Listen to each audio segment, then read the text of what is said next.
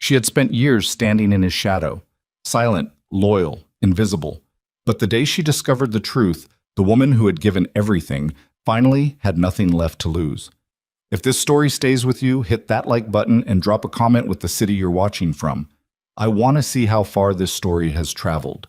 Now stay with me, because this is where it begins. Gisette. The ultrasound photo was still warm from the printer. Amara Bennett Kang stood outside Seoul General Hospital and held it with both hands, careful the way you'd hold something that could shatter. The image was small, grainy, black and white, barely more than a smudge on paper.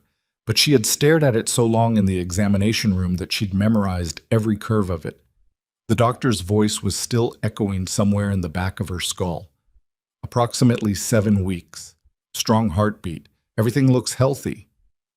She hadn't cried in the office. She'd held it together long enough to nod and smile and sign the paperwork and make the follow-up appointment. But now she was standing on the pavement in the October air, with cars streaming past and strangers brushing her shoulders, and she was shaking. Not from cold, from the weight of it. 7 years. That's how long they had been trying, in the quiet way couples try when they're too proud to admit how much it's hurting. Specialist consultations that Jae-hyun attended exactly twice before his schedule became impossible. Injections she gave herself in the bathroom with the door locked so she didn't have to see his face when they didn't work. Months where her hope felt like a bruise she kept pressing. And now, this small smudge of a heartbeat that no one else in the world knew about yet. She was going to tell them tonight. She had already planned it. She'd stop at the market near their apartment building, buy the ingredients for the doenjang ji guy he'd eaten every birthday since he was a child. The recipe she'd spent 3 weeks learning from his housekeeper before the woman retired. She'd set the table properly. Light candles. Wait until he'd eaten and softened before sliding the photo across to him. She wanted to watch his face when he understood. For the first time in years, Amara Bennett Kang allowed herself to believe that the hardest part of her marriage was finally behind them. She was still holding that thought when she saw him. Jae-hyun was across the street, maybe 40 meters away, standing beside a black SUV with the rear door open. He was wearing the charcoal suit he'd left in that morning. She recognized the cut of the shoulders, the particular way he stood, weight shifted slightly to one side, jaw set. She'd memorized his posture the same way she'd memorized every other thing about him over a decade. She almost called out, her mouth even opened. Then she saw the woman. She was being helped into the vehicle by Jae-hyun himself, his hand at the small of her back, steady and careful in a way that Amara recognized as deliberate. You didn't touch someone like that unless you touched them many times before. The woman moved slowly, one hand braced on the doorframe, and when she turned, Amara saw her profile clearly. The high cheekbones, the expensive coat open at the front, and beneath it, unmistakable even at this distance, the rounded belly of a woman at least 7 months pregnant, Yoona Choi. Amara knew the name. She'd heard it for 3 years. My assistant, she handles the logistics for the Eastern District. She's very efficient. And she'd seen her exactly twice at organization functions where Jae-hyun kept the 2 women in the same room the way you keep 2 circuit breakers from touching. Amara had never felt threatened by her. She'd felt nothing because Jae-hyun had given her no reason to look. She stood on the pavement and watched her husband close the car door behind his pregnant mistress, watched him walk around to the front passenger side and speak briefly to the driver through the window, watched him pull out his phone and type something with his thumb. His face was unreadable at this distance. It was always unreadable. That was one of the first things she'd learned about him, that he had trained his expressions the way other people trained muscles, until nothing showed unless he allowed it. The car pulled away. Amara didn't move. She stood there until the SUV disappeared around a corner, and then she looked down at the ultrasound photo still in her hands and felt something she didn't have a word for yet. It wasn't grief, not quite. It was the sensation of a floor dropping out from under you. That half second between losing your footing and hitting the ground where your body doesn't know yet what's about to happen to it. She folded the photo carefully, put it in her coat pocket, and followed him. But she'd always known, in the abstract way that wives of powerful men know things, that Jae-hyun's world was not clean. The Black Phoenix organization was 40 years old, built first by his uncle and then restructured by Jae-hyun in his late 20s into something more surgical and less visible. They didn't call themselves anything, The name lived in law enforcement files, and in the way certain businessmen in Gangnam went quiet when Kang Jae-hyun entered a room. He controlled import infrastructure along 3 port corridors, a network of hospitality businesses that served as financial architecture, and enough political relationships to make investigations expensive for the investigators. Amara had not walked into this blind. She'd chosen him knowing what he was, which was perhaps the most honest thing she'd ever done in her life, acknowledging that she loved a man whose hands were not entirely his own. What she had not chosen was this. She took a cab and gave the driver instructions and watched the city pass outside the window with a strange, dissociated calm. Seoul moved around her the way it always did. Dense and noisy and stratified, the old neighborhoods bleeding into the new money, the neon signs competing with the construction cranes. She had come here at 22 on a graduate exchange program and stayed because of a man, which was the kind of decision that looked different depending on which end of it you were standing on. The cab dropped her 2 blocks from the address she'd given, a residential district in Seongbuk-gu she'd never visited, the kind of area where old trees grew over the walls and the houses sat back from the street, and privacy was something the neighborhood was designed around. She walked the rest of the way. She found the house, not a house, a private residence, 4 floors of pale stone behind electronic gates, the kind of structure that cost more than some companies. The black SUV was parked inside the gate. The driver was gone. She stood outside for a long time. She wasn't sure what she was waiting for. Confirmation, maybe. Or the courage to leave before she got it. She got neither. What she got was 40 minutes of nothing, and then the front door opening and Yoona Choi coming out alone onto the small terrace, moving carefully the way heavily pregnant women move, one hand resting on the rail, and standing there in the evening air like she owned the view, because she did own the view, or at least the man who'd paid for it had decided she did. Amara pushed the gate intercom before she finished thinking about whether to. The sound it made was soft. Yoona looked up, looked across, and her expression, when she recognized Amara, went through 3 things in rapid succession. Surprise, then calculation, then something that wasn't quite amusement but was close enough to make Amara's stomach clench. The gate buzzed open. The inside of the house smelled like money and fresh paint. Someone had furnished it recently and expensively and without any particular personality, the kind of space that said I was purchased rather than I was lived in. Yoona led her to a sitting room with floor-to-ceiling windows that looked out over a terraced garden, and she sat down on the sofa with the slow, careful movements of a woman who had learned to perform her pregnancy like a performance, and she gestured at the chair across from her. "You can sit," she said. Her Korean was soul-polished, the vowels clipped and certain. Amara didn't sit. "How long?" she said. Yoona tilted her head. "Does it matter?" "Answer me." Yoona looked at her for a moment with that almost amusement still working at the corners of her mouth, and then she said, 14 months. 14 months. Amara ran the math without meaning to. Names, dates, events. The company retreat in Busan where Jae-hyun came back quieter than he left. The 3-day trip to Jeju he'd taken alone for negotiations. The period last winter when he'd stopped reaching for her in their bed, and she had told herself it was stress, because the alternative was something she hadn't been ready to look at.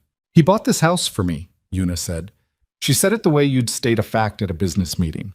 No heat in it, no cruelty, just precision. "He moved me in 4 months ago. When I told him I was pregnant, he's been very attentive. He has a wife." "He has a marriage," Yoona said. "That's not the same thing. You know that." She looked at Amara with something that might have been pity if it had been accompanied by any warmth. "You've been trying for 7 years, haven't you? He told me. He said he didn't want to hurt you, but that he'd accepted you weren't able to give him—" Stop. What he needed. An heir. It's important to him, more than you understood, I think. The organization requires— I said stop. The word came out flat and hard, and Yoona stopped. Not because she was frightened, but because something in Amar's face had shifted into a register that warranted caution. They looked at each other across the bright, expensive room, and the silence lasted exactly long enough. Then Amara heard footsteps in the hallway. Jae-hyun appeared in the doorway. He took in the scene in the way he took in everything. Instantly, completely, without expression. His eyes moved from Yoona to Amara and stayed there. He hadn't expected this. That was the only thing Amara could read on his face, the absence of preparation. Amara, he said, how long were you going to let this continue? It wasn't a question. Her voice was steady. She was surprised by how steady it was, considering that her hands inside her coat pockets were shaking hard enough to crumple the ultrasound photo she was still holding. You need to go home, he said. Answer me. This isn't the place. This is exactly the place. She heard her voice go sharp and she didn't pull it back. You moved her into a house. She's 7 months pregnant. 7 months, Yehyun. And you stood in front of me this morning and told me your meetings would run late, and I believed you, because I always believed you, because I was an absolute fool. His jaw moved, some old practiced control running beneath the surface. Lower your voice. She told me you said I couldn't give you children. She watched something flicker through his eyes. Was that true? Is that what you told her? Silence. Say it to my face, Amara said. If you're going to use me as your excuse, at least say it to my face. Yuna spoke from the sofa, softly, careful in a way that was its own kind of weapon. Jae-hyun, maybe she should know about what the doctor said. Your doctor's assessment after your last consultation. Yuna. His voice stopped her, clean and hard. He looked at her, and she subsided. Then he looked back at Amara, and for one moment, just one, something real moved through his face. Not guilt exactly, something older and less legible than guilt. The face of a man who had made a calculation a long time ago and was now standing in the arithmetic of it. I'm sorry you found out this way, he said. Amara laughed. It came out of her before she could catch it. Short and ugly, nothing like the way she usually laughed. That's what you have for me. Amara, I'm pregnant. The words fell into the room like something dropped from a height. She watched them hit him. She watched Yuna's head come up sharply. She hadn't meant to say it, or maybe she had. Some part of her that had walked through that gate with the photo folded in her pocket had known exactly when it would come out, had known she would say it here, in this room, in front of both of them, because there was something almost medieval about the justice of it. Jaehyun didn't move. He stood very still in the doorway, and she could see him working through it. The math of it, the implications of it, the way it rearranged everything he'd built in the last 14 months. Yuna spoke first. That's not possible. 7 weeks, Amara said. She pulled the photo from her pocket and held it up, and her hand wasn't shaking anymore. I found out 2 hours ago. I was coming home to tell you. She looked at Jae-hyun when she said the last word. She kept looking at him. I had the whole evening planned. His mouth opened, closed. Tell me, Amara said very quietly, that you believe me. What happened next was something she would turn over in her mind for a long time afterward, examining it from different angles, trying to find the version of it that made sense. Jae-hyun looked at her. Then he looked at Yuna. And Yuna, very calmly, from the sofa, said, She knew you'd be here today. She must have prepared this. She's been carrying that photo in her pocket for a reason. The silence stretched, and Jae-hyun said nothing. That was the thing. He said nothing. He didn't defend her. He didn't tell Yuna to stop. He stood in the doorway of the house he'd bought for his mistress, and he looked at his wife and he said absolutely nothing, which was its own kind of answer, the most devastating kind, because it required no words at all. Amara lowered her hand. She looked at the photo once more. She put it back in her pocket. Jae-hyun. Her voice came out very even. She didn't know how. I walked past you every morning for 7 years and I never once doubted you. You need to understand that. I never looked for this because I trusted you completely. I want you to know that about yourself, about what you had and what you chose to do with it. She turned toward the door. She heard him say her name. She didn't stop. The hallway was longer than she remembered. Her footsteps were very loud on the stone floor. She reached the front door and pushed it open and stepped out into the evening air, and her legs were working fine. Everything was working fine. She was completely fine, she told herself, all the way down the front steps and through the gate and onto the pavement where the street lamps were just beginning to come on and the neighborhood was very quiet. She made it half a block. Then her legs stopped. She stood on the pavement in the darkening street with her hand pressed flat against the stone wall of a house that wasn't hers, breathing in and breathing out, and she let the shaking come because there was no longer any reason to stop it. It moved through her in waves. Not crying, not yet. Something before crying, something more physical and less voluntary. She pressed her other hand over her coat pocket where the photo was. She did not hear him come up behind her. She heard Yuna's voice first, elevated, carrying from somewhere back near the gate, and then a sharp sound, the kind of sound that doesn't announce itself before it happens. And then the pavement came up to meet her, and the last thing she understood, before the dark, was the warmth of the photo still folded in her pocket, and the distant sound of Jae-hyun's voice finally saying her name. The hospital room smelled like antiseptic and recycled air, and something underneath both of those things that Amara couldn't name but recognized as the smell of a place where bad news was delivered routinely enough that the walls had absorbed it. She came back to consciousness in pieces. First the light, white and flat and merciless. Then the sounds, the soft percussion of a monitor somewhere to her left, the distant shuffle of footsteps in a corridor, the particular silence of a room that had recently contained people who'd left when they heard her stirring. Then the pain, which wasn't sharp the way she'd expected, but dull and low and central, the kind of pain that doesn't announce itself dramatically because it's already done what it came to do. She knew before the doctor told her. The way you know certain things in your body before your mind gets there, she knew from the quality of the pain, from the specific emptiness of it, from the way the nurse looked at her chart and then at the floor when Amar's eyes tracked to her face. She knew, and knowing it didn't make the words any less brutal when the doctor said them. "I'm very sorry, Mrs. Kang. The trauma caused a placental abruption.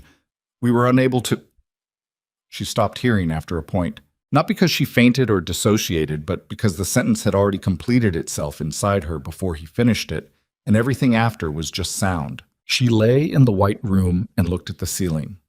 She did not cry. She noted this about herself the way you'd note a fact about a stranger. She did not cry. Her hands were folded on the blanket over her stomach, and she kept them there, pressing lightly, as if something might still be there to protect. The doctor left. The nurse left. The monitor continued its soft percussion. The door opened again 20 minutes later, and she turned her head, expecting a nurse with forms, and found Lee Min-seok standing in the doorway instead. She hadn't seen him in almost 2 years. He looked largely the same. The clean-cut jaw, the careful posture, the quality of his clothes that suggested money without announcing it. He'd cut his hair shorter since she'd last seen him. He was holding a paper cup of something hot, and he looked at her across the room with an expression she didn't have the energy to decode. "Who told you?" she said. Her voice came out rougher than she expected, disused. "The hospital has you listed under your legal name," he said. "Kang Amara Bennett. You're still in the alumni system under Bennett. A colleague of mine saw your name in the admissions register." He didn't move from the doorway. "I can leave if you want." She looked at him for a moment. "Is there anyone else outside?" Something moved through his eyes. "No." She turned back to the ceiling. "Then don't leave." He came in and sat in the chair beside the bed. Not close, not leaning in, just present in the way that certain people are present, filling a room without pressing on it. He set the paper cup on the bedside table. She didn't ask what it was. They sat in silence for a long time, and the monitor kept its rhythm, and the corridor outside kept its distant shuffle, and neither of them said anything, which was exactly the right thing. Eventually she said, "I lost the baby." "I know," he said quietly. "I spoke to someone at the desk. I found out I was pregnant 2 hours before it happened." She said it to the ceiling. "I was going to surprise him." Min-seok said nothing. She appreciated that he didn't fill the silence with condolences, which would have required her to receive them. "He didn't come," she said. A pause. "I know that too. He knows I'm here. Someone from the gate. One of Yuna's household staff, I think. They would have called him. He knows." She turned her head and looked at Min-seok directly for the first time. "He didn't come." Min-seok held her gaze. His face was very controlled, but there was something working underneath it. Something she would have called anger on anyone else, but on him it was too quiet for that word. "No," he said. He didn't. She turned back to the ceiling. "I want to file for divorce," she said. He didn't react with surprise. He said, "Okay." "I don't know how to do it without his organization knowing. His lawyers are... They're embedded in everything. Every account, every contract. I signed things when we married that I didn't fully understand and I was too trusting to push back on. And now, Amara. His voice was gentle but direct. One thing at a time. She looked at him again.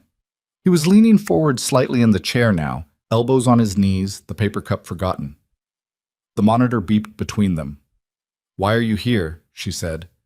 Not accusatory, genuinely asking. He considered the question like it deserved consideration. "Because I was in the city," he said. "And because you shouldn't be alone right now. And because—" He stopped. Started again. "Because some things don't require a complicated reason." She looked at him for a long moment, then she looked away. "Don't do anything," she said. "Whatever you're thinking, don't. I don't need a rescue. I just need to get out of this hospital and find somewhere to go that isn't his apartment." "I understand," he said. She believed him. That was the thing about Min-suk, had always been the thing about him, going back to university, going back to the years when she'd known him as a peripheral figure in her life, pleasant and undemanding and always slightly further away than he needed to be. She'd never understood why he kept that distance. She'd assumed it was simply his temperament. She was beginning to revise that assumption. Jae-hyun came to the hospital the following morning. She knew he was coming before he arrived because the quality of the nurse's behavior changed. A certain quickening, a certain careful neutrality that people adopted around men whose names carried weight.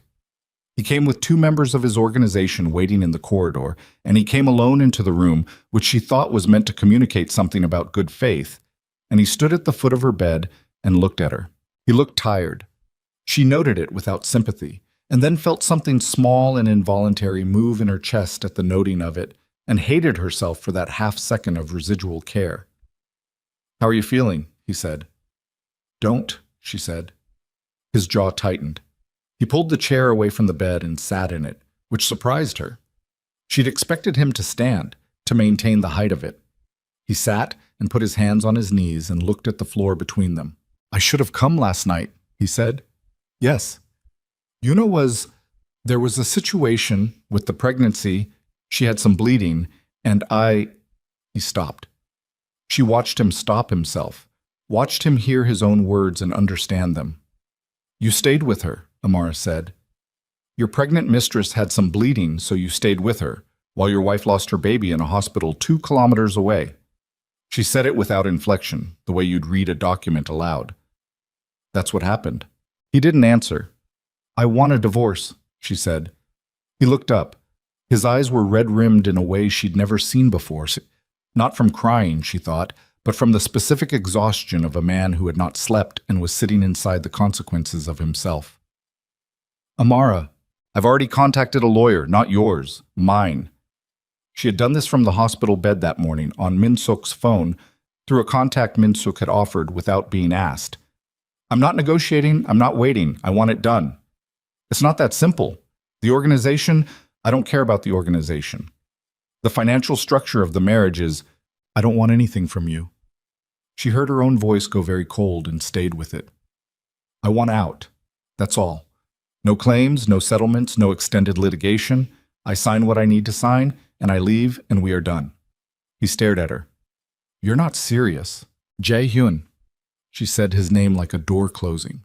"I was pregnant. I came to find you to tell you that, because I actually believed standing on that street that this was going to save us somehow. That this was the thing that was going to matter enough to—" She stopped, pressed her lips together. "And instead I found out who you are. Not the version of you I invented in my head over 10 years. The real version. The man who stood in that room and said nothing while a woman called me a liar in front of him. The man who didn't come." The monitor beeped. "I lost our child," she said. "And you weren't here." He flinched. It was small and quickly controlled, but she saw it, and she filed it away with everything else she was filing away. Not for use, not as ammunition, just as true things she needed to keep because there was a version of herself that had almost convinced herself none of this was real. "I didn't know," he said, "about the pregnancy. I didn't believe—" He stopped. "No," she said. "You didn't believe me. You believed her. In your own house, with your wife standing in front of you, you believed her." She looked at him steadily. "That's the marriage we had, Jae-hyun. That's what 10 years looked like at the end of it. He was quiet for a long time. Outside the window, Seoul moved in its ordinary morning way. Traffic, construction, the faint sound of a delivery truck reversing somewhere below. Normal sounds from a city that didn't know or care about this room. "Where will you go?" he said finally. "That's not your concern anymore." He stood up. He moved to the window and stood with his back to her, which she'd seen him do 1,000 times, retreat into a view when the room became something he couldn't manage. She'd always let him. She'd always waited him out, stood at the center of his silences, and remained available for when he came back. She was done remaining available. "I'll tell my lawyers to cooperate," he said to the window. "No delays, clean separation, like you said." She said nothing. He turned around. His face had reassembled itself into something more familiar. The controlled surface, the jaw set just slightly too hard. "For what it's worth," he said, "what I said to Yuna, what she told you I said, it wasn't—" He stopped. "I never told her you couldn't give me children. I want you to know that." She looked at him. "I told her I was uncertain about the future of the marriage," he said. "That's all." She extrapolated. "And that's supposed to—" She stopped herself, took a breath. "Thank you for clarifying," she said in a voice that communicated exactly what she thought of the clarification. He walked to the door. He stopped with his hand on the frame and didn't turn around. "I know what I had," he said quietly. "I knew it when I had it. I need you to know that I knew." She didn't answer. He left. She stared at the ceiling for a long time after that, and the monitor beeped its small, indifferent rhythm, and she pressed her hands flat against the blanket over her stomach and breathed. She left the hospital 4 days later. Min Seok sent a car. She hadn't asked him to. He'd simply sent a message the morning she was discharged. "Car is downstairs when you're ready. No obligation. Driver will wait." She'd sat with her phone for several minutes looking at the message, and then she'd taken it because the alternative was calling someone from Jae-hyun's network, and she would rather have taken a bus. The driver took her to a building in Mapogu she'd never visited, a high-rise with a lobby that smelled like warm wood and quiet money, understated in the way that things are understated when they've stopped needing to prove themselves. The building manager met her in the lobby and showed her to an apartment on the 14th floor and handed her a key card and said the lease was arranged and the utilities were connected and there was a standing grocery order scheduled for delivery the following morning. She stood in the center of the apartment, clean lines, high ceilings, a wall of windows looking east over the city, and understood exactly what had happened. She called Min Seok. "The apartment," she said when he picked up. "Yes." "You bought it." A pause. "I arranged the lease." "Min Seok." "You said you needed somewhere that wasn't his," he said. "You didn't say you needed to find it yourself." She stood at the window and looked at Seoul spread out below her and felt a complicated thing move through her chest. Gratitude and resistance and something else that she wasn't going to name yet, that she wasn't in a position to name. "I'm going to pay you back," she said. "Okay," he said. "I mean it. I know you do." His voice was even. "Are you hungry? I can have something sent." "I'm fine." She wasn't. "Thank you," she said, "for all of it, for being there." A pause that lasted exactly long enough. "You don't have to thank me for that," he said. She hung up and stood at the window for a long time and tried to map the person she was now onto the person she'd been 3 weeks ago and found the geography completely unrecognizable. That 3 months passed. The divorce moved through its legal processes with the clean efficiency of 2 parties who had agreed in advance to be done. Jae-hyun's lawyers cooperated. Hers confirmed. Papers moved. Signatures were given. The financial separation was relatively simple because Amara had, true to her word, asked for nothing beyond what she'd brought into the marriage. Her career credentials, her personal accounts, a small inheritance from her maternal grandmother that had always stayed separate. She walked out of this marriage the way she'd almost walked into it, with nothing belonging to him. She found work through her own contacts at a mid-sized consulting firm in Yeouido, then transitioned to a strategic analysis role that suited her training and kept her busy enough that she only thought about the hospital room during the hours between 2 and 4 in the morning, which she'd started filling with reading. She bought plants for the apartment. She learned the walking routes of the Mapo waterfront by heart. She stopped taking the long way home to avoid the street where she'd first seen Yuna. She was in the process of becoming something other than a wound. It was in this process, approximately 3 months after leaving the hospital, in the middle of a Tuesday that had been entirely unremarkable, that she walked into the executive elevator of her company's building and found Lee Min-seok standing in it. He looked at her with the same expression he'd had in the hospital doorway, neither surprised nor unsurprised, just present. He was carrying a briefcase. He was wearing a dark suit and a light tie, and he looked like what he apparently now was, the new executive chairman of Vaughn Korea Holdings, which was, as of 6 weeks ago, the parent company of the consulting firm where Amara worked. She had not known this. "You didn't know," he said. Not a question. He'd read her face. "No?" she said. The elevator doors closed. They were alone. "It was finalized last month," he said. "I would have—" He stopped. "I should have told you." "Yes," she said. "You should have." The elevator hummed between floors. She looked at the lit panel of numbers and did the math.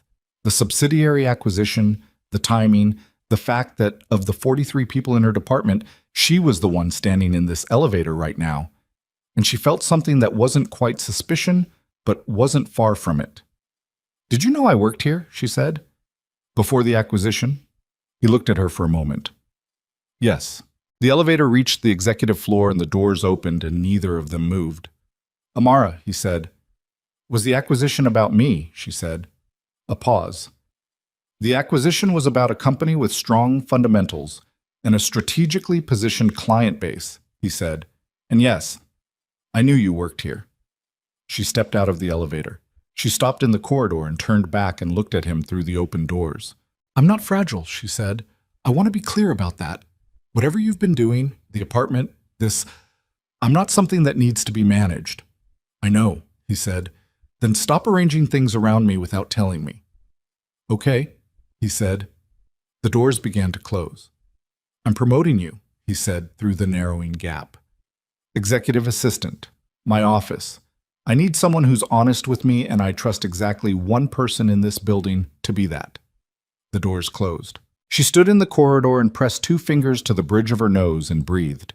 Behind her, from the open office floor, she heard the sound of keyboards and phone calls and the ordinary machinery of a Tuesday, none of which had any idea what was happening to her, and she was grateful for that, for the indifference of ordinary things, for the way life continued its mechanical hum while she stood in the eye of something she hadn't seen coming. She was going to take the job. She already knew she was going to take the job. She wasn't sure yet what that meant, and she wasn't going to figure it out standing in a corridor, so she smoothed her jacket, and she turned around and she walked back to her desk, and she sat down, and she opened her laptop and she started work, because that was the only thing she knew how to do when the ground shifted under. She took the job. She didn't make a ceremony of it. She sent Min-seok a 1-line message that evening. "I'll take the position. Start Monday." And he replied with a single word, "Good." That was the whole negotiation. She appreciated the absence of fanfare. She'd had enough of men who made gestures out of things that should have been simple. The first 2 weeks in the executive suite were an exercise in recalibration. Min-seok's operation ran differently from anything she'd worked in before.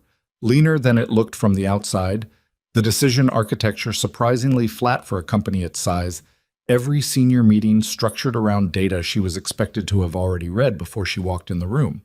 He didn't explain things twice. He didn't soften requests. He handed her a briefing document on her first morning that was 63 pages long and told her he needed her analysis by 3 o'clock, and then left for a conference call without waiting for her response. She had the analysis on his desk by 2:40. He read it while she stood at the window of his office looking out at the Han River, and she heard him turn the pages and heard the small sounds of a person encountering information they found useful, and when he finished, he said, "Page 41, your risk assessment on the Busan subsidiary. Expand that." "How much?" "Until it's complete." She expanded it. He read it. He said, "Good." And that was the whole of it, which was more validating than 3 paragraphs of praise would have been. By the end of the 3rd week, she understood his operation the way she understood things she was built to understand, structurally, from the inside, seeing the load-bearing points and the weak joints simultaneously. She understood why he'd wanted someone he trusted. The company was in a period of consolidation following 3 rapid acquisitions, The organizational layers were still bedding in. And there were people in senior positions whose loyalties were to the previous regime in ways that hadn't fully surfaced yet. She spotted two of them in her first 10 days just by watching how they framed information in meetings. She told Min-suk on a Thursday afternoon. She laid it out plainly. Names, observed behaviors, specific instances of selectively presented data. He listened without interrupting. When she finished, he said, "I saw the same thing. I wanted to know if you would." She looked at him. "You were testing me." "I was confirming you," he said. There was a distinction in there she chose to examine later. The work anchored her. That was what she hadn't anticipated.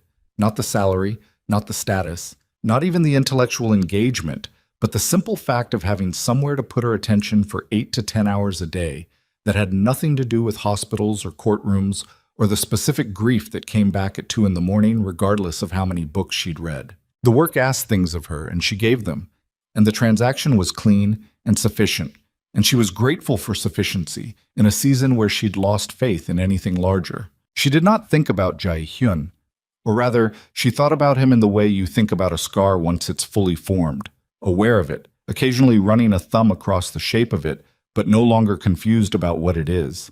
She was not in love with Min Seok. She was clear about that. She noticed things about him. His patience in meetings, the way he listened with his whole attention in a way that most people perform but didn't actually do. The fact that he remembered small things she said and acted on them without commenting on the remembering. She noticed these things the way you notice the quality of light in a room you spend a lot of time in. It registered. She didn't yet know what to do with the registering. What she did know was that she was not ready. She'd told herself this enough times that it had become a kind of structural support. I am not ready. Something to brace against when the territory between them seemed to shift without either of them moving. She was still holding that support when Sabrina Park walked into the building on a Wednesday in January. Mas. She'd heard the name before Min-suk mentioned it.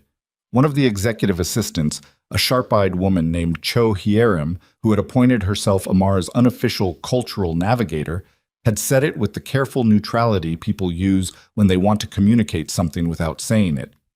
The chairman's sister is returning from London. Adopted but close to the family. She's been abroad for 4 years. Cho Hyerim had looked at Amara with a very specific expression when she said close to the family, and Amara had filed it and moved on. Sabrina Park was 31, Korean by birth, and polished by 4 years of expensive European living, and she entered the executive floor on that Wednesday the way certain women entered rooms, with a prior claim to the space established before she crossed the threshold. She was wearing a coat that cost more than most monthly salaries, and she was smiling the kind of smile that had learned long ago how to look warmer than it was. She walked directly to Min Seok's office. She didn't stop at Amara's desk. She didn't look at Amara's desk. She knocked once on his door and went in without waiting, which told Amara something about the nature of the prior claim. Amara could hear them through the office door. Not words, just tones. Sabrina's voice animated and warm, and Min-suk's measured and polite, in the specific way he was polite when he was being careful. 10 minutes later, Sabrina came out.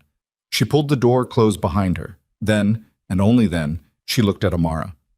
The look lasted approximately 3 seconds and contained a complete assessment. "You're the new executive assistant," Sabrina said. Not a question. "Yes," Amara said. "Amara, right, Bennett?" She said the surname with a slight pause, the pause of someone who'd already looked it up. "You were married to Kang Jae-hyun." "I was."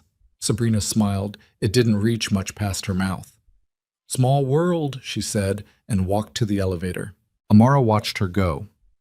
Then she looked back at her screen and resumed what she'd been doing, and made a mental note in the precise, categorical way she made mental notes, filed it next to the names of the 2 executives whose data presentation she'd flagged for Min-suk, and kept working. She should have flagged Sabrina on the first day. She understood this later, that the 3-second assessment had gone both ways, and that Sabrina had walked out of that building already knowing what she intended to do, already having done the calculation, already having determined that Amara Bennett was a problem that needed solving. She didn't know it yet. That was the problem with certain kinds of danger. They introduced themselves pleasantly. The leak surfaced on a Friday, 6 weeks after Sabrina's return. Amara was in a briefing with 3 department heads when Min Seok's legal director, a compact man named Park Dong-woo, who habitually moved as if he was trying not to take up space, appeared in the doorway and signaled. Min Seok excused himself. He was gone 11 minutes. When he returned, his face was fully composed in the way it went fully composed when something was wrong, and he said, "We'll continue this Monday." And the department heads gathered their things and left, and the room was down to Amara and Min Seok and Dong-woo. "Tell her," Min Seok said. Dong-woo looked at Amara with an expression that was apologetic in advance of its content. Confidential client projections from the Busan acquisition, Q3 and Q4 forward models, have been received by a competing firm, Daesung Capital. They've moved on 2 client accounts we were positioned to close. The projections are... He paused. They're detailed enough that the source had executive-level access. Amara felt the room settle around her with a particular stillness.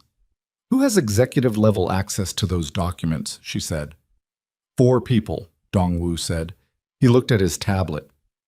"The chairman, the CFO, the head of strategic development." He paused.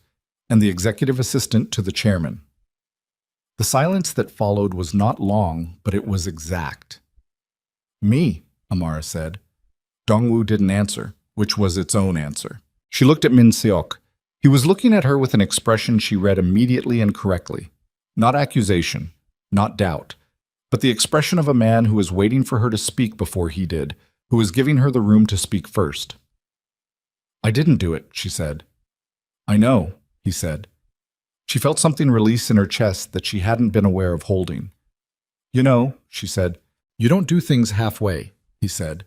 "If you were going to sell projections to Daesung Capital, you would have sold them when they were worth more. And you wouldn't have left a trail."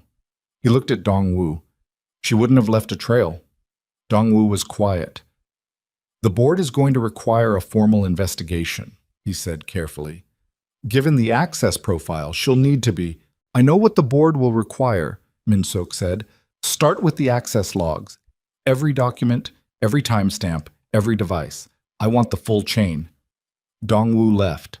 Amara and Min Seok sat across from each other in the empty briefing room, and the city moved outside the window, and she pressed her hands flat on the table in front of her, because she needed to press them against something solid. "Someone used my credentials," she said.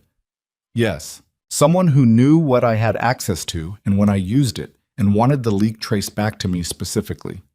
She worked through it the way she worked through everything, structurally, from the load-bearing point outward. This wasn't opportunistic. This was planned." "Yes," he said again. "Sabrina," she said. He was quiet. "Min Seok." "I don't have evidence yet," he said. "I'm not asking for evidence. I'm asking if you think it's Sabrina." He looked at her for a long moment. "Yes," he said. She absorbed this. She has access to the building. She has relationships with the senior staff. She's been in the country 6 weeks, and she knows the internal architecture well enough to... She stopped. "How long has she been watching the company? Before she came back?" Something in his expression shifted. "She asked about the acquisition," he said slowly. "Before it was public. Through our mother. Specific questions about the subsidiary structure." He said it like a man discovering the shape of something he'd been standing inside without knowing it. "I thought she was just being curious." "She wasn't being curious." "No." They sat with that. "The board investigation," Amara said. "Will they suspend me? Temporarily. Pending findings." He said it without flinching, which she appreciated. She needed the truth more than she needed comfort. "It's the correct procedure." "I understand." She looked at the table. "I won't fight it. I'll cooperate fully, and I'll give them everything they need, and we find the real source." She looked up. "But I need you to believe me through this. Not just say you do. Actually stay in it with me." He held her gaze. "I'm already in it," he said. She nodded once. She picked up her laptop. She stood up and straightened her jacket, and she walked to the door and stopped with her hand on the frame. The same geometry as Jae-hyun, she thought distantly. The same doorway position, but entirely different in every way that mattered. "One more thing," she said. The documents that were leaked, the Busan projections, was there anything in them about the Daesung Capital client list? Yes, 3 names. Pull the Daesung access logs for those 3 clients going back 18 months. She turned slightly. Sabrina was in London. She would have needed a contact at Daesung to move on those accounts that quickly. The contact existed before she came back. Min Seok looked at her. Something moved through his expression. Not surprise exactly, but the recognition of a quality he'd already suspected. "I'll have Dongwoo start tonight," he said. She left. Halt. The suspension came through the following Monday, formal and procedural and cold, in the way institutional documents are cold, stripped of personality by the legal language that surrounded them. She was asked to work remotely pending investigation. She was asked to surrender her physical access card. She did both things without comment, without drama, without the tears that one of the HR coordinators seemed to be faintly expecting, and which Amara had no intention of providing. She worked from the apartment. She slept poorly and worked constantly, and she ate without tasting things, and she took the long walk along the Mappa waterfront every morning at 6, because she needed an hour where her body was doing something and her mind wasn't required to produce anything.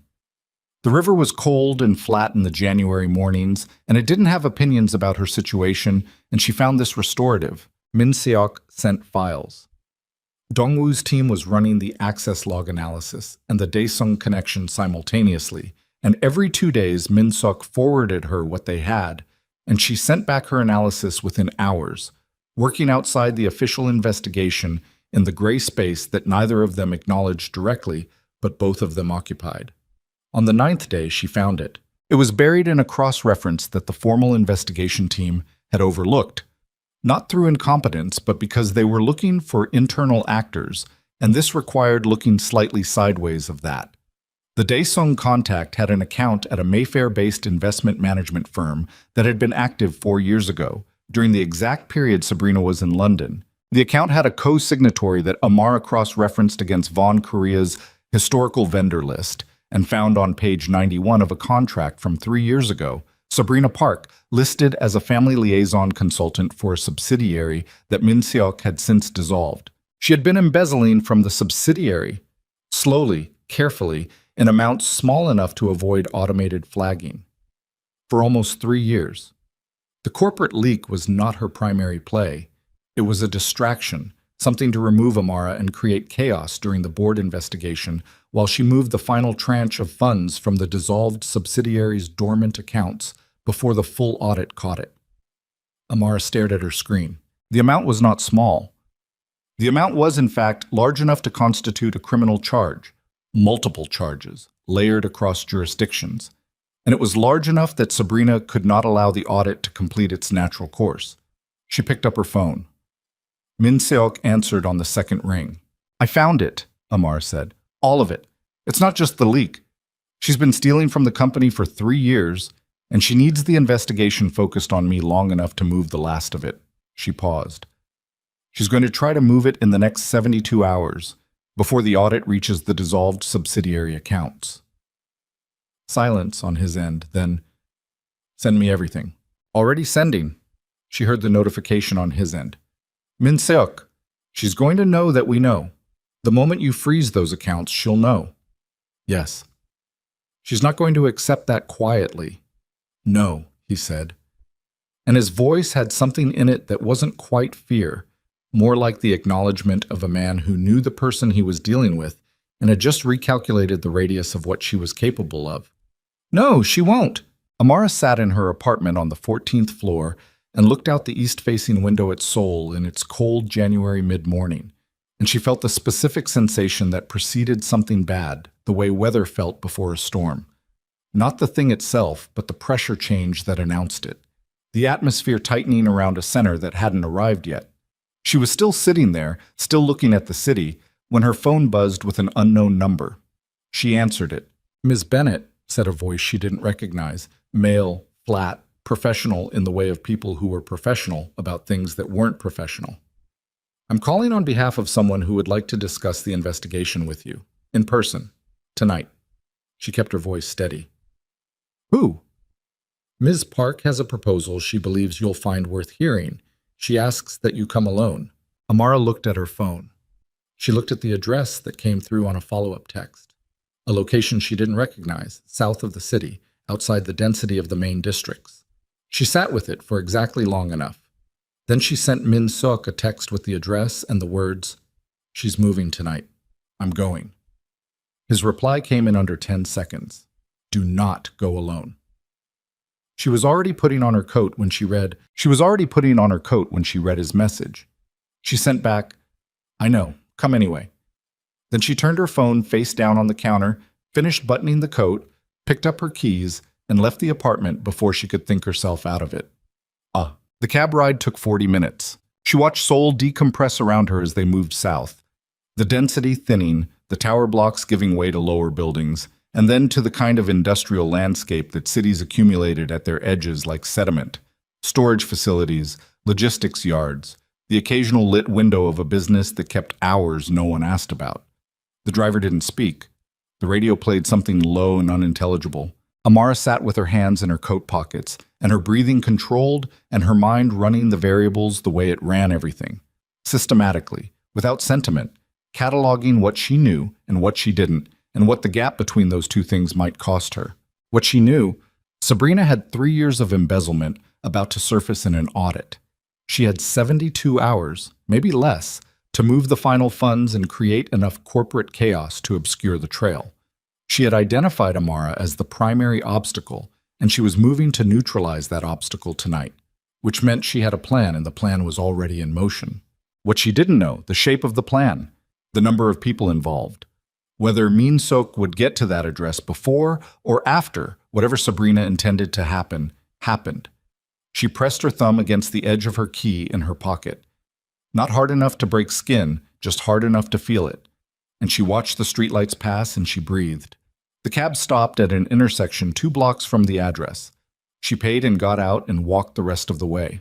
The warehouse was real, not a metaphor, not a dramatic setting chosen for effect, but a working structure that had stopped working, the loading bays sealed with corrugated panels that had rusted to the color of old blood. 3 vehicles were parked outside. A black SUV with the plates angled away from the street, a silver sedan she didn't recognize, and a third car parked at the far end that she clocked without looking at directly. The building had lights on inside. She could see them through the gap in the corrugated panels, diffuse and industrial, the kind of lighting that illuminated everything and flattered nothing. She stood on the street for exactly 5 seconds. Then she went in. The interior was larger than the exterior suggested. The loading floor was cleared recently, she thought, from the way the dust sat in swept patterns at the edges. And in the center of it, under the flat industrial light, 4 folding chairs had been arranged around a portable table with the deliberate functionality of a negotiation. Sabrina was standing to the left of the table. She was wearing a dark coat, her hair pulled back, her posture the same as it had been on the executive floor. Composed, prior claiming, occupying space as a statement. 2 men stood against the far wall. They were large and professionally still in the way of men hired to be large and professionally still. Amara walked to the table and stopped. "Sit," Sabrina said. "I'll stand." Sabrina looked at her for a moment. Then she moved to the table herself and pulled out one of the folding chairs and sat in it with the ease of a woman conducting a meeting she expected to control, which was in itself a piece of information. "You found the subsidiary accounts," Sabrina said. Not a question. "Yes." "And you sent the data to Min Seok?" "Yes." Sabrina was quiet. She looked at Amara with an expression that was doing something complicated. There was anger in it, but underneath the anger was something more structural, something that had been building for a long time before tonight. "How much did you find?" she said. "All of it," Amara said. Sabrina's jaw moved. "You've been in that company 4 months. 5. And you found in 5 months what 3 internal audits missed in 3 years." She said it without admiration, with the flat acknowledgement of a problem correctly identified too late. "Min Seok picked well." "He usually does," Amara said. Something sharpened in Sabrina's eyes. "Is that what you think this is about?" His professional judgment. "I think this is about $3.7 million in a Mayfair account and a forensic audit that's going to close around you in the next 48 hours, regardless of what happens in this building tonight." Amara said. I think you're smart enough to know that, and I think that's why you called me here. So, she put her hands in her coat pockets. What's the proposal? Sabrina looked at her for a long time. The two men against the wall hadn't moved. The building was very quiet around them, the particular quiet of industrial spaces, thick and absorptive. You withdraw the findings, Sabrina said. You tell Dongwu's team you made errors in the cross-reference. The subsidiary account analysis becomes inadmissible. The audit goes back to standard procedure and takes another 6 months minimum, by which time the accounts are clean and the trail is cold. She said it the way she said everything, precisely, without decoration. In exchange, I leave the country. I don't come back. Minsuk gets his company without the family scandal. You get your position back without the leak investigation hanging over you. Everyone gets something. Amara looked at her. You're asking me to commit fraud, she said. I'm asking you to make a practical decision. Those aren't different things. Sabrina's expression didn't change. I have documentation, she said, from before you joined Vaughn Korea, your previous employer, the consulting firm in Yowido. There are financial discrepancies in the client reports you filed there, small enough to be overlooked, large enough to be significant if someone who knew what to look for decided to look. The warehouse air was cold. Amara could feel it against her face and in her lungs when she breathed. She stood very still. You fabricated it, she said. The documentation exists, Sabrina said. What it means depends on who's interpreting it and in what context. If this goes to a formal criminal investigation, which it will if you push the audit findings, that documentation becomes part of your profile. And your profile already includes a marriage to Kang Jae-hyun, which means every regulatory body in Seoul is going to look at you twice before they look at me once. She said it without heat. That was the most frightening thing about it. She said it the way she said everything, with the precision of a woman who had planned several moves ahead and was now simply reading from the plan. Amara breathed. You've been building this since before I arrived at the company, Amara said. The fabricated documentation at the previous firm, that takes time. You started preparing this before Min-suk promoted me, before the suspension. She worked through it. You started it before you came back from London. Something moved in Sabrina's expression. Not confirmation, she was too controlled for that, but the small, involuntary adjustment of a person who has been correctly read. You knew he was going to hire me, Amara said slowly, before he hired me. He told his family about the acquisition. He told you which company. She looked at Sabrina with the particular feeling of a structure becoming visible. He mentioned me. Sabrina's jaw was very tight. He mentioned me to his family, Amara said, and you understood what that meant, not as a business decision, as something else. She held Sabrina's gaze. That's what this is actually about. The silence stretched between them across the folding table and the cold concrete floor, and Sabrina's expression did something that it hadn't done yet. Cracked, slightly, around the precision of it, something raw showing through the gap. He's my brother, she said, quietly, not performing it. He's your adopted brother, Amara said, not unkindly, just exactly. That word doesn't mean what you think it means in my family, Sabrina said. It doesn't mean less. It doesn't mean separate. I grew up beside him. I know him in ways that... She stopped, recomposed. You've been in his life for 5 months. I've been in his life for 23 years. And you walked in with your history and your damage and your sad story, and he rearranged everything around you like you were the first person who ever needed something from him. Amara looked at her for a long moment. I'm sorry, she said. She meant it. Not for what she was going to do, but for the shape of what Sabrina was carrying, which was real even if everything built on top of it was not. Sabrina heard the tone and understood it immediately. Don't, she said. Her voice went sharp. Don't manage me. I'm not managing you. I'm telling you I understand it's not simple. Amara kept her voice even. And I'm telling you I'm not going to withdraw the findings. The men against the wall moved. Not much, a shifting of weight, a repositioning that communicated availability.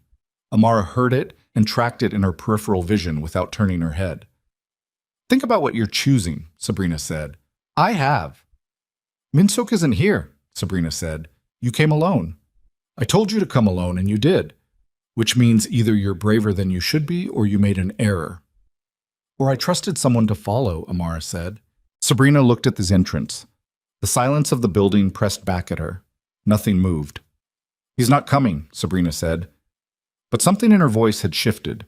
A fraction, a degree. And Amara heard it. Call your men off, Amara said. End this tonight and walk out of here, and whatever happens in the audit, happens. You have money in the Mayfair account. You have a passport. You have options that don't include... Sit down. Sabrina's voice had gone flat. The precision was back. The crack had closed. One of the men crossed the floor. Amara didn't move until he was close enough that moving was a commitment, and then she moved. Sideways, away from his reach, putting the table between them in a geometry that bought her seconds rather than resolution. She knew she wasn't going to fight her way out of a warehouse with two large men who did this professionally. She knew that had never been the plan. The plan was to stay in the room long enough. Sabrina. Her voice came out clear. She was surprised by how clear it was, considering that her heart was doing something percussive and unpleasant against her ribs. Whatever you're thinking about doing right now, think about what Min-suk will do after. Min-suk will be managed, Sabrina said. He always has been. Not about me, Amara said. Not anymore. Something in the air of the room shifted. Then the side door, a service entrance she hadn't clocked on the way in, set into the wall to her left, came open. Min-seok came through it. He was not composed. He was wearing the same jacket he'd had on in the office that morning, no coat, and he'd been moving fast enough that he was breathing through it, and there was something in his face that she had not seen there before. Not the controlled anger from the hospital room, not the careful patience of the office, but something more animal than either of those. The face of a man who had run across a dark industrial yard because the woman inside the building wasn't answering her phone. He stopped when he saw Amara. He looked at her with a completeness of attention that lasted exactly 1 second. She was upright. She was uninjured. She was on her feet. And then he looked at Sabrina. Min-seok, Sabrina said. Her voice was different now, softer. The family register, the 23 years. Let me explain. I heard it, he said. His voice was very quiet. That was the thing she'd learned about him. He went quieter when things were serious, not louder. The quiet was not calm. I was outside for the last 8 minutes. I heard everything. Sabrina's face changed. The controlled surface reassembled itself, but the architecture underneath it was different now. The frame had shifted, and it showed. You don't understand all of it. I understand $3.7 million, he said. I understand fabricated documentation. I understand... He stopped. Something moved through his face. You came back here for this. The whole thing. The return from London, the family dinners, the questions about the acquisition. You came back to cover a trail that was running out of runway. I came back because this is my home, Sabrina said. And it was real. That much was real. Amara could hear it, and she thought Min-suk could too, and she thought that was the particular cruelty of it, that the real thing and the calculated thing had been running alongside each other the whole time, inseparable. Sabrina. His voice broke slightly on the name, the only time she'd heard it break. Why didn't you come to me? Whatever you needed? I didn't need money, she said. Her voice went sharp again. The softness closed like a wound sealing. I needed you to see me. Before her. Before whatever... She stopped. He was going to choose you, she said to Amara. He was always going to choose you. I could see it from London, from the messages he sent about the acquisition, and the way he described you, and the way he described you again, twice, in the same message, which is something he never does. Her voice was very precise and very controlled and doing none of the things it was covering. I just wanted more time. The two hired men had gone still. They were reading the room the way professionals read rooms, recalibrating, waiting for the power in it to clarify before they committed to a position. Min-suk looked at them. He looked at them the way he looked at people in meetings when he was about to say something that ended the discussion. Leave, he said. They left. It was that simple. The warehouse was down to 3 people and the flat industrial light and the cold and the quiet. Sabrina looked at her brother. Something had gone out of her. Not the composure that was structural, that would be there until she was alone, but the urgency. The forward momentum of the plan. It had encountered something it couldn't move around and had stopped. The police are outside, Min-seok said. Dong-woo called them when I sent him the account documents. He said it without apology, without buffer. I can't stop what happens next. I'm not going to try. Sabrina closed her eyes. 1 second. 2. She opened them. I know, she said. She looked at him. I know you can't. He crossed the floor to her. He stopped in front of her and looked at her for a long moment, and then he put his arms around her and she went rigid. The way people who have been performing for a long time go rigid when someone stops requiring the performance. And he held on, and after a moment she put her face against his shoulder and made a sound that wasn't quite crying and wasn't quite not. Amara looked away. She looked at the corrugated wall and the pattern of rust on it, and she breathed and she let the moment be what it was. Then the main doors opened and Dong-woo came in with 2 officers behind him, and the moment ended. It took 2 hours. She stood outside in the cold while the formal procedures happened inside, statements, documentation, the legal machinery engaging in its thorough, impersonal way. Min-seok was inside for most of it. She watched an officer lead Sabrina to a vehicle and watched the vehicle leave and stood with her arms folded against the cold and her breath making small white clouds in the January air. Min-seok came out at some point after midnight. He walked to where she was standing and stopped beside her, and they stood together looking at the empty lot where the vehicles had been.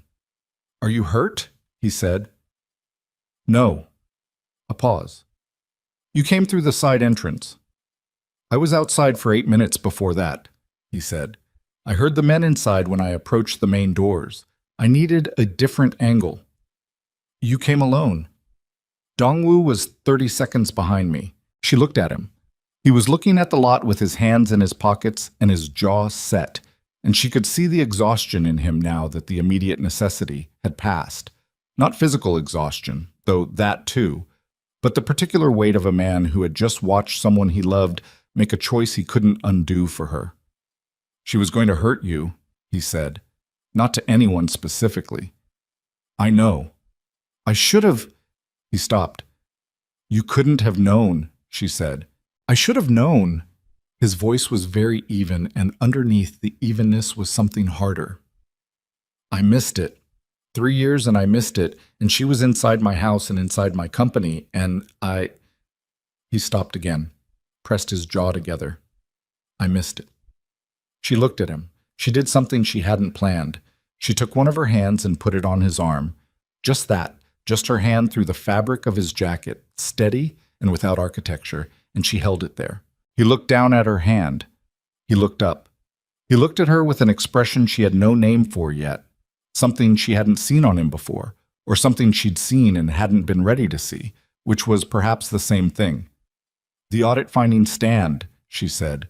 The board reinstates me. The leak investigation closes. Yes, he said. Then we go back to work. Yes. She kept her hand on his arm. The cold pressed around them and Seoul hummed its distant nighttime hum, and the warehouse stood empty and lit behind them. Min-seok, she said. He looked at her. Thank you, she said, for coming through the side door. Something moved in his face, the closest thing to undone she'd seen him, the controlled surface thinning at the edges. Something real showing through with the specific vulnerability of a man who has been holding something carefully for a very long time. I will always come through the side door, he said quietly.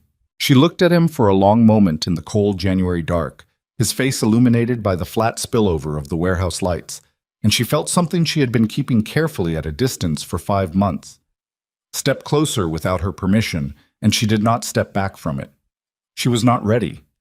She had told herself she was not ready so many times it had become reflex. But standing in that parking lot with his arms solid under her hand, and the worst of the night behind them, and the city spread dark and glittering beyond the industrial edge of where they were standing, she felt the distance she'd been maintaining.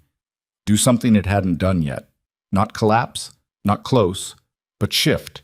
The way weight shifts when something underneath it finally. The weight shifted and she let it. Not all at once. Not that night. She was not the kind of woman who made large decisions in parking lots at midnight after surviving something, and Min-seok was not the kind of man who would have wanted her to. They stood there until the cold became impractical, and then they walked to his car, and he drove her home and said goodnight at the lobby with nothing more than that. No reaching, no pressing, just goodnight. And she went upstairs and she sat in her coat on the edge of her bed, and she breathed until her hands stopped their fine, involuntary trembling. She slept for 11 hours, the deepest sleep she'd had in months, dreamless and total, her body taking what it was owed. The weeks that followed moved with the particular rhythm of aftermath, not resolution yet, but the clearing of debris. The Vaughn Korea board convened an emergency session 3 days after the warehouse. Dong-woo presented the full audit findings, the 3-year embezzlement trail, the fabricated documentation against Amara, the Daesung Capital connection, the Mayfair account. He presented it with the careful thoroughness of a man who understood that the family dimension of the case required the facts to be entirely sufficient on their own, which they were. The board sat in their suits around the long table and listened, and the room was very quiet, and at the end of it the chairwoman said, "The suspension of Miss Bennett is lifted, effective immediately, with the board's formal apology." She said it looking at Amara directly, which Amara appreciated. Amara nodded once and said nothing. Sabrina's case moved into the hands of prosecutors. The charges were financial fraud, corporate espionage, and criminal coercion, the last one covering the warehouse, the hired men, the phone call with its flat professional voice. Sabrina retained lawyers and exercised her right to silence, and the machinery of the legal system engaged around her with its slow, impersonal competence. Min-seok cooperated fully with the investigation. He answered every question he was asked without deflection and without using his position to soften anything, which cost him something Amara could see in the set of his shoulders on the days he came back from the prosecutor's office, but which he never once complained about. She did not ask him how he was. She watched him, and she read him the way she'd learned to read him. And when she saw what she saw, she stayed present and adjacent and let him know by proximity that she was there. It was the kind of care she'd given no one in a long time. She was surprised by how naturally it came back. The work continued. That was the other thing. The company kept its momentum. The board's confidence in Min-seok was publicly reaffirmed. The Busan acquisition completed its integration without the complications Sabrina had tried to manufacture. Amara went back to her desk on the executive floor, and the access card was returned, and Cho Hyerim, who had maintained a pointed silence throughout the suspension, welcomed her back with a cup of coffee placed on her desk without comment, which was exactly the right thing. She expanded the Busan risk assessment. She started on the next acquisition in the pipeline. She worked. Life resumed the shape of itself. But the shape was different now, subtly, in the load-bearing places. The distance she'd been maintaining had moved. Go Jae-hyun called on a Tuesday evening in March. She almost didn't answer. She looked at his name on the screen for long enough that the call should have gone to voicemail. And then she picked up because she understood that there was a version of herself that was strong enough to have this conversation, and she needed to find out if she was it. "I heard what happened," he said, "at the warehouse." "Word travels," she said. "I have people who monitor certain channels." A pause. "You're all right." It wasn't a question. She answered it anyway. "Yes." "Good." Another pause, longer. She could hear him breathing. That particular rhythm she'd memorized over a decade, slightly slower than most people. Controlled. "I wanted to call earlier, after the board decision. I thought it wasn't my place." "It wasn't," she said. "No." He was quiet for a moment. "Yuna had her child. A boy. He's healthy." He said it without preamble, without framing, the way he said difficult things. Directly, getting the shape of them out of the way. "I wanted you to know, rather than hear it elsewhere." She sat with that. She tested the feeling of it and found it smaller and further away than she'd expected. Not painless, but distant, the way a healed fracture aches in certain weather without stopping you from walking. "Thank you for telling me," she said. "I'm leaving Seoul," he said, "at the end of the month. I'm stepping back from the organization. There are people who've been in position long enough to run it without me, and the transition has been in motion for several months." He paused. "It's the right time." She didn't ask where he was going.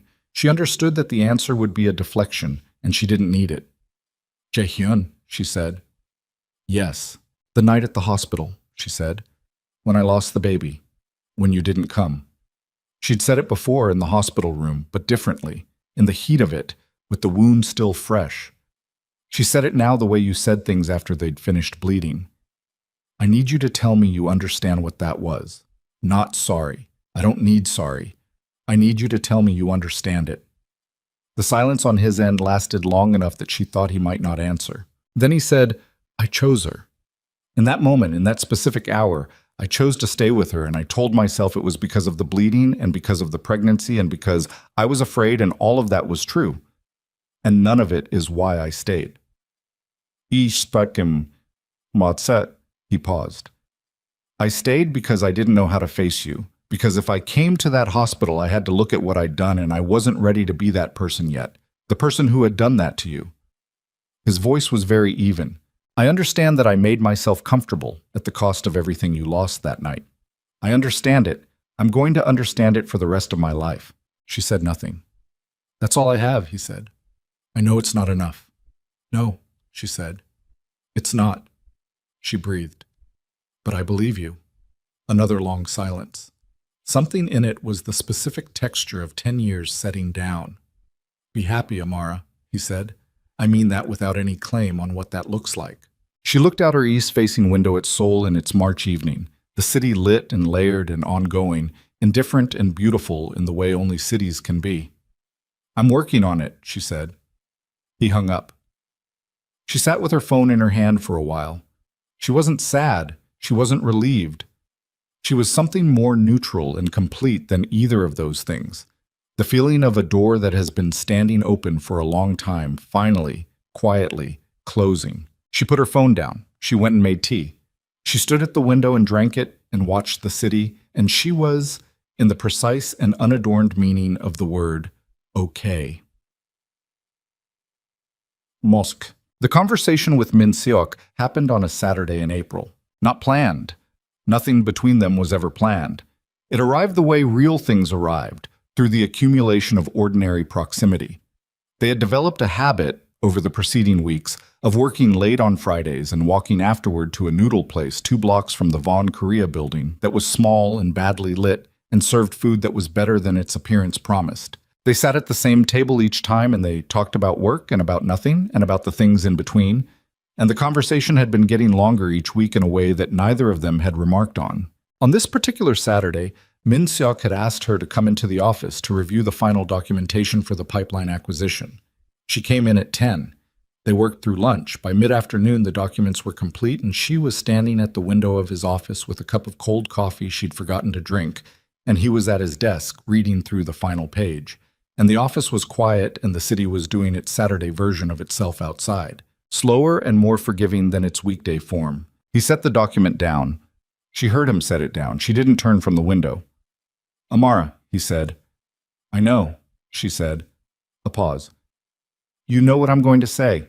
I know what you've been not saying for 5 months, she said. It's the same thing. She turned from the window and looked at him across the office. He was sitting very still in his chair with his hands flat on the desk, and his face open in a way it wasn't open in meetings, in the way it had been open in the hospital room doorway when she'd first seen it clearly. You're not good at not saying things, she said. You think you are. You're not. Something moved in his expression, almost a smile, quickly controlled. No, he said, I'm not. She walked to the desk. She put her cold coffee down on the surface of it, and she looked at him directly. Tell me, she said. Say it out loud, not as a gesture, as a fact. He looked at her for a long moment. The afternoon light came through the high windows and lay across the desk between them. And the city made its soft Saturday sounds, and he said, I've been in love with you since the first week of university, when you argued with a professor about demand elasticity for 15 minutes and were completely right and knew you were right and didn't apologize for it. He said it the way he said everything that mattered, quietly, without ornament, as if the words themselves were enough and didn't need dressing. I watched you fall in love with someone else, and I made my peace with it because I thought that was what the situation required. I spent 10 years making my peace with it. A pause. I'm done making peace with things that don't deserve it. She looked at him. I'm not the same person I was before, she said. She needed to say it. The person you knew at university, I'm not her. I'm something that went through something and came out the other side, and I don't know yet the full shape of what that is. I know, he said. I can't promise you what I felt for him, she said. I can't promise you that version of it, clean and complete and certain. I don't have that anymore. I'm not asking for that version, he said. What are you asking for? He looked at her steadily. Whatever you actually have, he said. Not a performance of recovery. Not gratitude dressed up as something else. Whatever is actually there as it actually is, at whatever pace it actually moves. He paused. I've waited 10 years. I'm not in a hurry. She looked at him for a long time. Then she reached across the desk and picked up his hand, both of hers around one of his, the way she'd held his arm in the parking lot, but more deliberate than that, more chosen. And she held it, and she looked at what she was holding, and she said, I need you to understand that I'm choosing this with my eyes open. Not because you saved me, not because you were there when he wasn't. I've thought about those reasons, and I've rejected them. She looked up at him. I'm choosing this because when I think about the next 10 years and the 10 after that, your face is the one that comes up. Not as a conclusion, as a preference, my actual preference. She pressed his hand slightly. That's what I have. He looked at her with the expression from the parking lot, the controlled surface thin at the edges, something real and unguarded showing through. And he turned his hand over inside hers and held back. And that was the whole of it. That was enough. They didn't move quickly. That was the thing about them, about what they'd built by accident over 5 months of proximity and parallel work, and the specific trust that comes from being in real danger together and choosing the same direction. They didn't need to rush toward anything because they'd both already spent a long time getting here, and the here of it was sufficient. They had dinner that evening at the noodle place. They talked about the acquisition.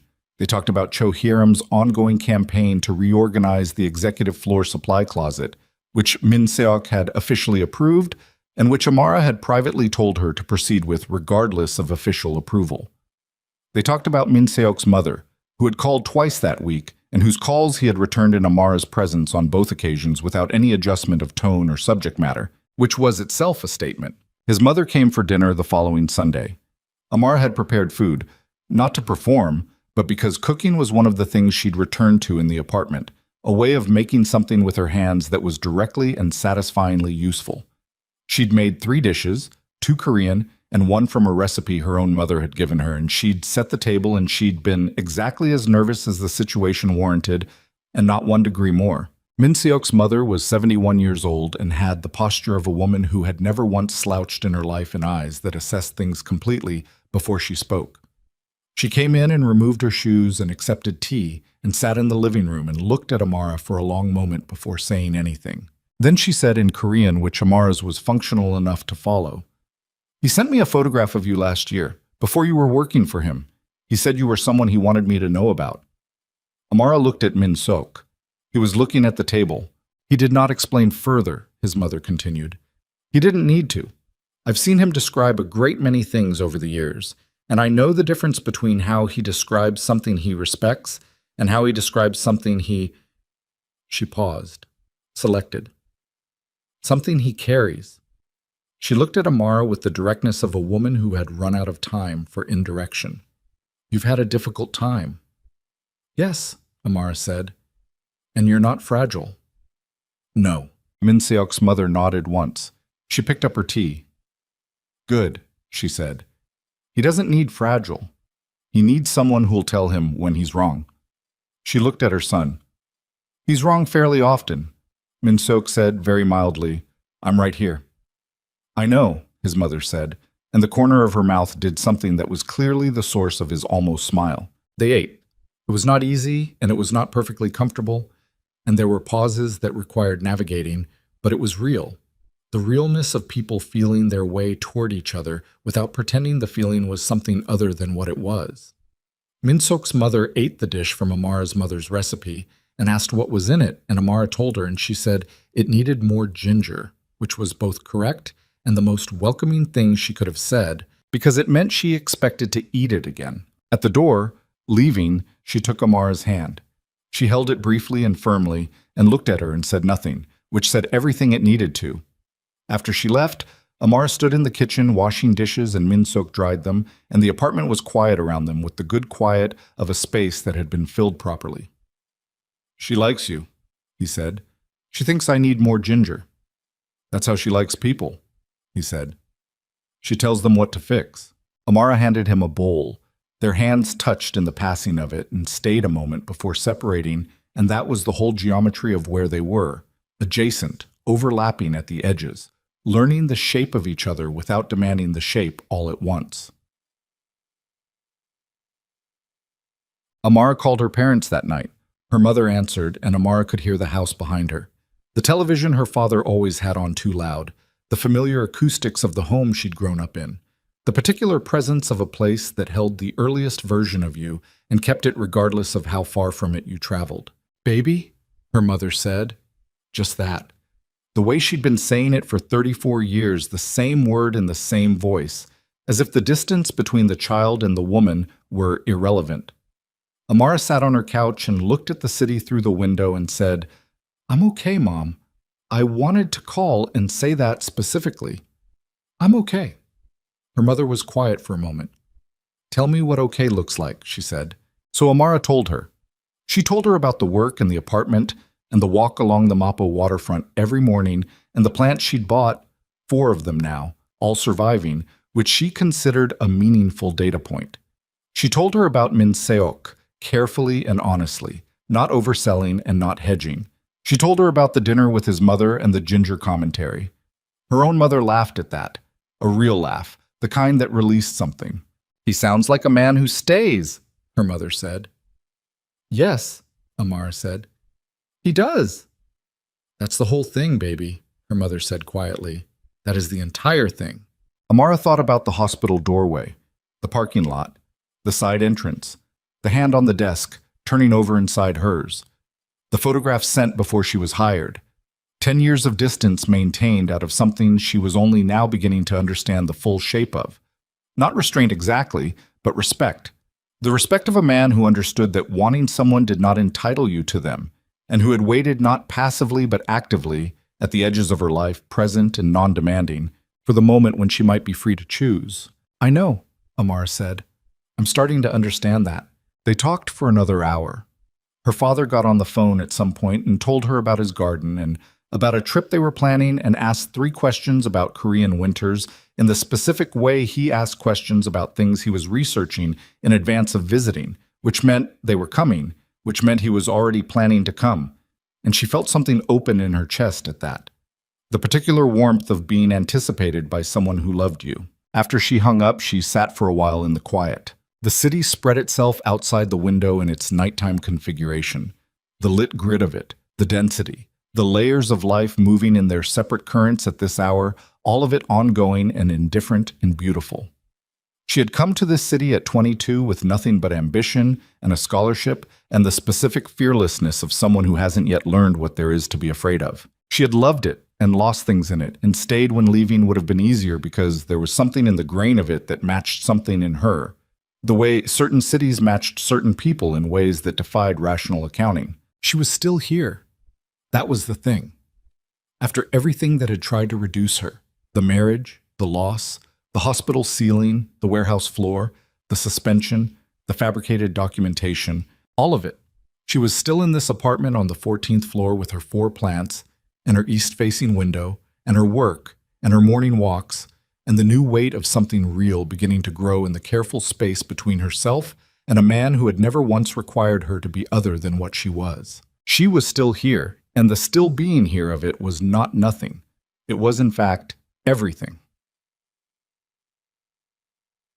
6 months later, on a Saturday in October, Amara Bennett married Lee Min-seok in the courtyard garden of a small venue in Bukchon that held 40 people and had a view of the old city roof tiles going gold in the afternoon light. She wore something simple and her hair natural, and the only jewelry she wore was a pair of her grandmother's earrings, small and old, and belonging to a woman who had also survived things and built things from the surviving, and who was not there in body, but was there in the way the past is always present in the people who carry it forward. Min-seok's mother cried. She did it with the same posture she did everything else, perfectly upright, completely dignified, And she did not comment on the crying, and no one else did either. Minsuk cried once, briefly, when Amara came into the courtyard. She saw it happen. The small private collapse at the corner of his eye, quickly absorbed. And she looked at him walking toward her, and she felt nothing so complicated as a love story. She felt something simpler and heavier than that. The feeling of arriving somewhere after a long route, the specific recognition of a place you've been heading toward without knowing it. Chohayarim attended and wore an aggressively correct outfit and managed the seating arrangements for 40 people with the same focused intensity she brought to supply closet organization, which Amara had expected and for which she was quietly grateful. Amara's parents were there. Her father took photographs of everything. Her mother held her hands before the ceremony for a long time without saying anything, which was sufficient. The ceremony was short. The words were their own, written separately and read without having shown each other in advance, which had been Amara's idea, and which Minseok had agreed to without hesitation. His words were precise and honest and not long. Hers were also not long. They said what needed saying and stopped when it was said, which was perhaps the most accurate representation of how they operated as two people who had both learned the hard way that the thing itself was what mattered, not the decoration of the thing. He put the ring on her finger. She looked at his hands, which she knew well now, the particular competence of them, the way they were still when he was thinking and expressive only when he didn't realize he was being watched. She knew the rhythm of his coffee order and the books he read twice, and the specific frequency he used when he said her name in conversation versus when he said it, meaning something else entirely. She knew the sound of his footsteps in the office corridor, and the precise weight of his silence when he was angry versus when he was thinking. She knew him. Not completely. You never knew a person completely, and she'd learned the cost of believing you did. But truly, in the parts that mattered, in the load-bearing places. He looked at her through the whole of it, with the expression from the parking lot, from the hospital doorway, from across the desk, the one with the controlled surface thin at the edges, and she looked back and held it, because she was done looking away from real things. 1 month after the wedding, on a Tuesday morning, she came back from her waterfront walk earlier than usual. She sat in the kitchen for a long time before she did anything. Then she got up and opened the cabinet under the sink and took out the pharmacy bag she'd put there 4 days ago and hadn't opened. And she opened it, and she sat on the bathroom floor with her back against the cool tile, and she waited. She was not afraid exactly. She was in a state she didn't have a precise word for. The suspension between one version of things and the next, the seconds of not yet knowing that you can never quite get back. The result came. She sat on the bathroom floor and looked at it for a long time without moving. Then she pressed the back of her hand against her mouth, and she breathed, and she let the shaking come, the way she'd let it come in the street outside Yuna's house. Except this time the shaking was an entirely different thing, arrived from an entirely different direction. She called Min Seok. He picked up on the first ring. He was already at the office. She could hear the building behind him, the slight acoustic of the executive floor. "Come home," she said. A pause. 1 second, 2. She heard him read her voice the way he read everything, completely and correctly. "I'm leaving now," he said. He was there in 22 minutes. She heard the key in the door and his footsteps crossing the apartment, and then he was in the bathroom doorway looking at her on the floor, and she held up the test and he looked at it, and she watched his face go through the same sequence hers had. The suspension, the landing, the shaking held back and then not held back. And he came down to the floor and sat beside her with his back against the tile, and he put his arm around her and she leaned into him, and they sat there on the bathroom floor for a long time without saying anything. "I'm scared," she said finally. Her voice was unsteady. She let it be. "I know," he said. "Last time." "I know," he said again. "We'll go to the hospital this morning. We'll know everything there is to know. And whatever it is, we're in it together." He said it without grandeur, just as a fact, which was the only way she could have received it. She nodded against his shoulder. The 4 plants were visible from the bathroom doorway. She could see the nearest one from where they sat, the broad-leafed one she'd bought first, the one she'd been most afraid of killing when she brought it home. It had grown a new leaf in March and another in July, and it was entirely unremarkable and entirely alive. And she had looked at it most mornings of the past several months as a kind of confirmation that things could persist and grow in ordinary light without requiring anything extraordinary of the conditions around them. She looked at it now. Min Seok's arm was solid and warm around her, and his heartbeat was steady under her ear, and outside the east-facing window, Seoul was doing its Tuesday morning thing, the city ongoing and layered and indifferent in its way, and beautiful in that same way, the way things were beautiful when they didn't need you to notice and kept being themselves regardless. She put her hand on her own stomach, carefully, the way you held something that could shatter. And this time, she felt, underneath the fear and the memory and the careful grief of everything that had preceded this moment, something else, something smaller and steadier than any of those things, running beneath them the way a heartbeat ran beneath everything else. The specific, undecorated knowledge that she was not alone, that whatever came next, she was not facing it on a pavement outside someone else's house, with her hands shaking and a photograph folded in her pocket, and the floor dropping out from under her. She was here. She was known. She was held. The woman who had once stood outside a Seoul hospital with an ultrasound photo still warm from the printer, and a heart full of a hope she didn't yet know would cost her everything. That woman had not been wrong to hope. She had been wrong only about who she was hoping with. She understood that now, completely and without remainder. She breathed in, she breathed out. Beside her, Min Seok was warm and present and entirely real. Outside, Seoul kept moving, and inside the still center of it, in a small bathroom with 4 plants visible through the doorway and morning light laying itself across the floor, Amara Bennett Lee held on to the life she had built from the wreckage of the one she'd lost. And she held on to it with both hands, and she did not let go.